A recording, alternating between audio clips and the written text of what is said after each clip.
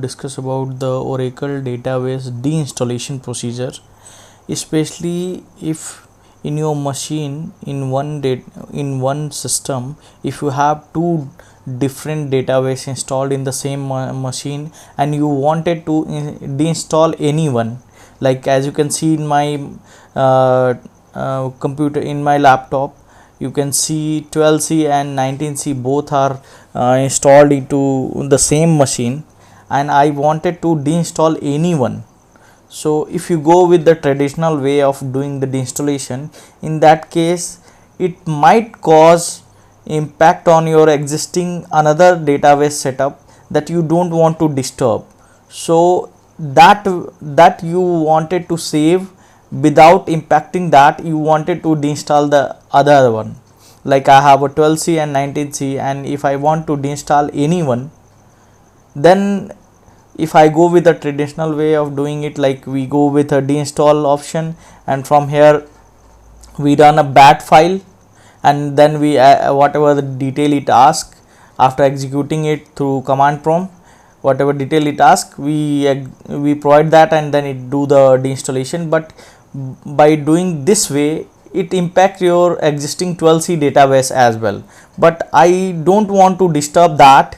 And there is another PowerShell script also. By using both script you can do the deinstallation, but by this method it might cause impact on your existing 12c setup as well. So without disturbing, if I wanted to do a clear deinstallation of 19c without impacting the existing 12c, then there is another way that I am going to discuss today in this video. Like you have to go to, there is a OUI, Oracle Universal Installer. Inside this you will get an option called bin.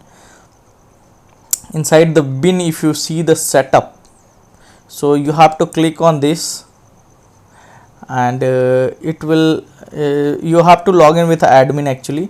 So I have already logged in with the admin credential, so I will just directly launch this setup, and as you can see on the screen, it's showing deinstall products. So if I click on this deinstall products, it appears a icon with Oracle DB 12c home and 19c home both. So what I'll do, I'll just select, because I want to deinstall 19c, so I will only select this Oracle database 19c, and then I will start removing it.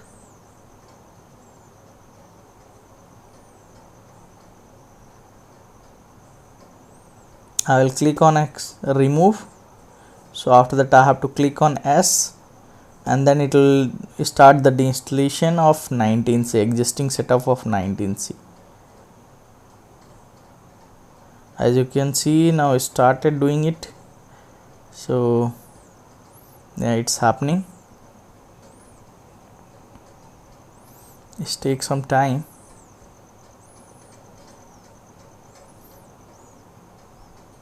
So once it will remove completely, after that you no need to go to registry and delete it from there, and also you no need to go to inventory and delete it from there. Like all those manual work you no need to do, and even if you do not restart your machine, that's completely fine. Now you can see it has removed the 19c, only the 19c home directory is showing. I'll click on show empty home, so now it will show the 19c empty home. I'll click on that, and I'll try to remove that as well. I'll click and I'll remove that as well. So by this method, if you do, it will not impact your existing 12c setup.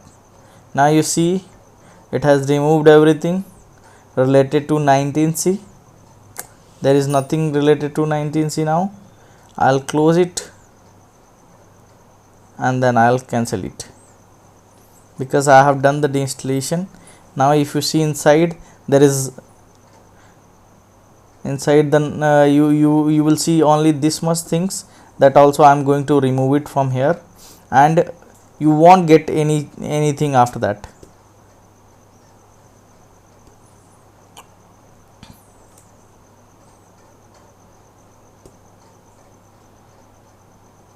I am deleting it permanently from here. After that nothing will be there inside that. Complete deinstallation has been done.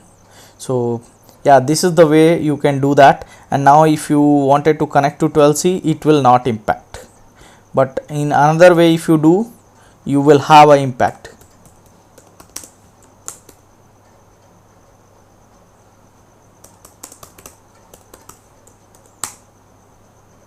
Yeah, you can see 12c is connecting without any challenge.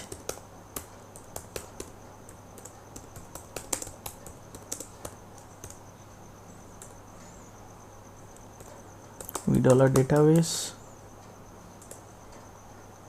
I'll check the database status. Yeah, now everything looks good. So this is the way you can you have to do that. So thanks for watching till here.